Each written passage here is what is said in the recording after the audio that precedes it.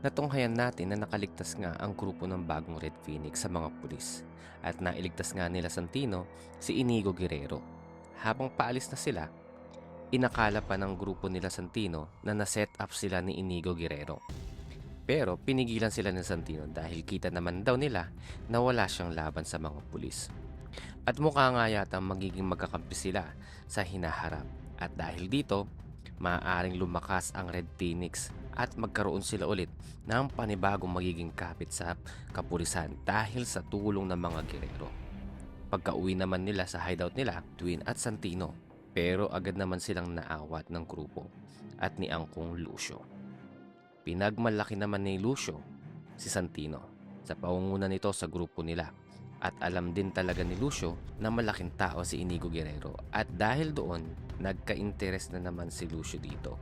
At sinabihan pa niya si Santino na kaibiganin niya ito at maaari daw silang maging tulay upang maghari sila sa buong Quiapo. Mapunta naman tayo sa side ng mga Guerrero. Hindi rin pala magkasundo ang miyembro ng pamilya Guerrero dahil galit na galit si Doña Olivia sa nanay at parang hindi nga talaga natanggap ang nanay ni Miguelito. Samantala, nag-usap naman sila Miguelito, Mayor, at ang lolo ni Miguelito. Gusto nga magparaya na lang ni Miguelito sa pagtakbo bilang mayor ng Maynila. Subalit, ang gusto talaga ng kanilang lolo ay si Miguelito ang kumandidato bilang mayor ng Maynila. Pero hindi pa rin daw handa si Miguelito para sa ganon, sabi ng tatay niya sa kanyang sarili. Pero hindi pa rin pumapayag ang lolo niya at pinipilit pa rin siya na tumakbo bilang mayor para sila pa rin ang humawak ng Maynila dahil malaki nga ang kinikita nila sa politika. Pero parang napilitan na lang na mag-oo si Miguelito. Subalit, ramdam nga talaga ng tatay ni Miguelito na hindi pa talaga siya handa at di hamak na mas magaling talaga ang kanyang ate na si Olivia. Pero sang-ayon na siya sa pasya ng tatay niya. At nakausap nga ni Inigo ang nanay niya na si Olivia.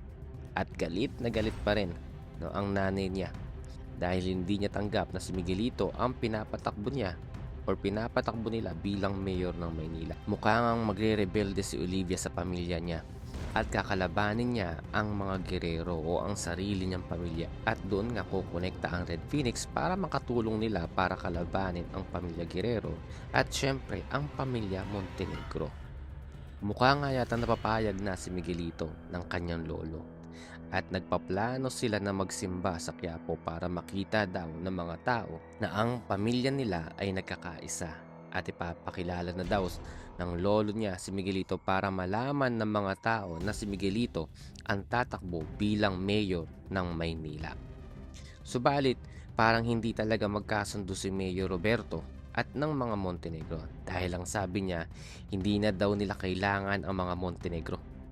At agad naman siyang sinagot ng kanyang tatay. Ayaw talaga ng tatay niya na mawala ang alyansa nila sa mga Montenegro dahil malaki talaga ang utang na loob nila sa mga Montenegro dahil kung hindi sa mga Montenegro ay wala sila sa posisyon nila ngayon. At nagalit na naman ang tatay niya at umalis.